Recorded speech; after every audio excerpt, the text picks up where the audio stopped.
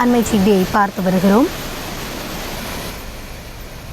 கன்னியாகுமரி மாவட்டம் திருப்பரப்பு அருவியில் ஆர்ப்பரித்து வெள்ளமானது கொட்டுகிறது. அது குறித்தான அந்த காட்சிகளையும் நாம் தற்பொழுது பார்த்து வருகிறோம்.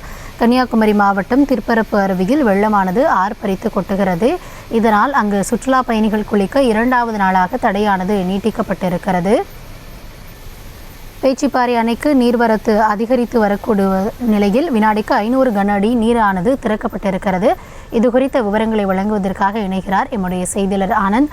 வணக்கம் ஆனந்த். நீர்வரத்து எந்த அளவிற்கு இருக்கிறது, பாதுகாப்பு ஏற்பாடுகள் எந்த அளவுக்கு செய்யப்பட்டிருக்கிறது, விரிவான விவரங்கள் என்ன? வணக்கம் கௌதமி. கன்னியாகுமரி மாவட்டத்தில் கடந்த சில வாரங்களாக வெயில் நிலவி வந்த நிலையில் கோதையாறு, பரளியாறு ஆகிய அனைத்து ஆறுகளிலும் நீர்வரத்து குறைந்து காணப்பட்டு வந்த நிலையில் தற்போது தென்மேற்கு பருவமழை தொடங்கி பெய்து வரும் நிலையில் கன்னியாகுமரி மாவட்டத்தில் அவ்வப்போது சாரல் மழை மற்றும் கனமழை பெய்து வருகிறது. இதனால் 48 அடி கொள்ளளவு கொண்ட பேச்சிப்பாறை அணை அபாய அளவான 42 அடியை தாண்டி தற்போது 45 அடியை எட்டியுள்ள நிலையில் பேச்சிப்பாறை அணையில் இருந்து வினாடிக்கு 700 கன அடிக்கு மேல் உபரி நீர் திறந்துவிடப்பட்டு வருவதால் கோதையாற்றில் வெள்ளப்பெருக்கானது ஏற்பட்டுள்ளது. இதன் காரணமாக கோதையாற்றில் தண்ணீர் பெருக்கெடுத்து ஓடி வருவதால் குமரியின் குற்றாலம் என அழைக்கப்படும் திருப்பரப்பு அருவியில் தண்ணீர் ஆக்ரோஷமாக கொட்டி வருகிறது.